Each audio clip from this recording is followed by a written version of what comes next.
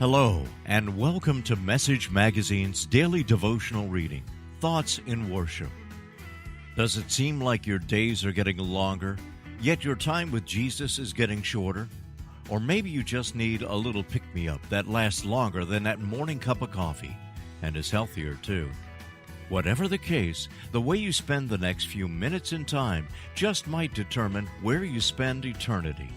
And now, here's your host, author, speaker, L. David Harris.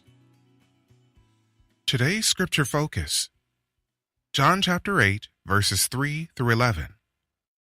We are focusing on sin recovery principle number 5 of 12.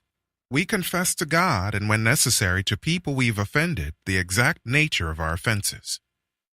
Mary Magdalene was taken to Jesus and thrown at his feet as some hypocritical men thought to do away with both her and Jesus in one encounter. They sought to entrap him by saying that this woman was caught in the very act of adultery and asking what they should do. They said that Moses' law stated that she should be stoned, but wanted to know what he would suggest. They thought to either have Jesus unjustly punish someone in society ruled by Rome or openly disagree with the law of Moses. In either case, their purpose would have been served. Jesus would have been cast in a poor light. They also wanted to cover their own sins while punishing a woman whom some say the men fornicated with. If they were successful in their plotting, two of their enemies would no longer be with them. Instead of Jesus responding to them directly, he began doing something that struck the men as odd.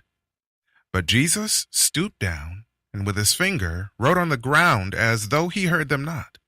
So when they continued asking him, he lifted up himself and said unto them, He that is without sin among you, let him first cast a stone at her. And again he stooped down and wrote on the ground.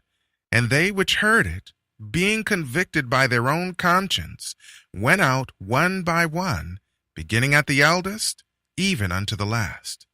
And Jesus was left alone, and the woman standing in the midst. John chapter 8, verses 6 through 9. By writing the sins of these accusers on the ground, Jesus demonstrated an important Bible teaching. And I saw the dead, small and great, stand before God, and the books were opened. And another book was opened, which is the book of life. And the dead were judged out of those things which were written in the books, according to their works. Revelation chapter 20, verse 12. Soon the Lord will judge the wicked from the book of recorded evil deeds. If an individual does not have their sins blotted out through faith in Jesus, then the record of them will seal their condemnation. Conversely, if an individual has their name written in the book of life in the end, by faith in Jesus their salvation is sealed. What does this mean for Mary? If you notice, the Lord did not write anything down concerning her. In fact, Jesus said that he did not condemn her and told her to go and sin no more. The fact that the accusers' sins were written means that they were unrepentant. Therefore, all they could do was leave the Lord's presence. How is it with you?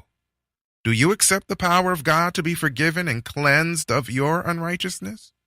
Do you accept the power of God to live a victorious life? He says to those who accept his love, Neither do I condemn thee. Go and sin no more. John chapter 8, verse 11. David said it well when he wrote, Blessed are they whose iniquities are forgiven and whose sins are covered. Blessed is the man to whom the Lord will not impute sin.